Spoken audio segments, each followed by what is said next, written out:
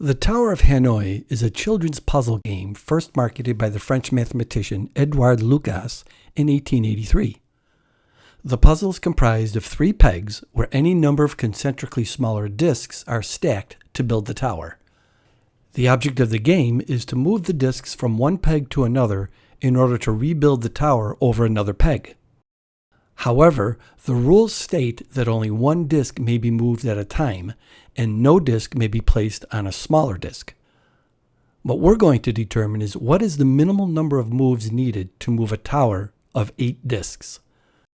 Now, as in all mathematics, eventually we're going to determine a pattern that persists with our moves, in which we will determine the minimal number of moves needed for any number of discs.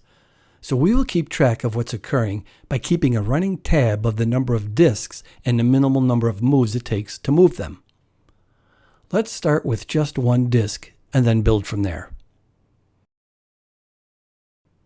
Obviously, as you can see, to move a tower of 1 disc takes 1 move. Let's try a tower made of 2 discs.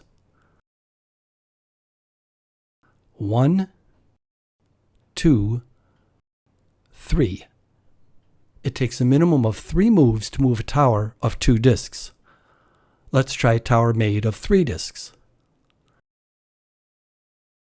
1, 2, 3, 4, 5, 6, 7. So to move a tower comprised of 3 discs takes minimally 7 moves. Let's take a look at our table to see if anything is developing. Obviously, as the number of discs in our tower increases, so does the number of minimal moves it takes to move the tower. Also, look at the results of our number of moves. All results are odd numbers. Interesting. Let's continue with a tower of 4 discs. 1, 2, 3, 4, 5, 6, 7, 8, 9, 10, 11, 12, 13, 14, and 15. It takes a minimum of 15 moves to move a tower of 4 discs. Let's take a look at our table again. Observe the difference between the number of minimal moves every time we increase the number of discs. The difference in the number of moves between 1 and 2 discs is 2. Between 2 and 3 discs is 4.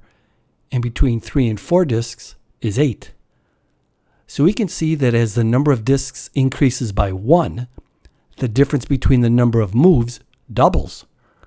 With this pattern, we can make a conjecture about the number of minimal moves needed to move a tower comprised of 5 discs, which would be 31 moves, which is an odd number. Using the differences, simply subtracting 1 calculates to the number of minimum moves needed. Thus, 1 is equal to 2 minus 1, 3 equals 4 minus 1, 7 equals 8 minus 1, and 15 equals 16 minus 1. So a definitive pattern has emerged, which is what we are trying to accomplish.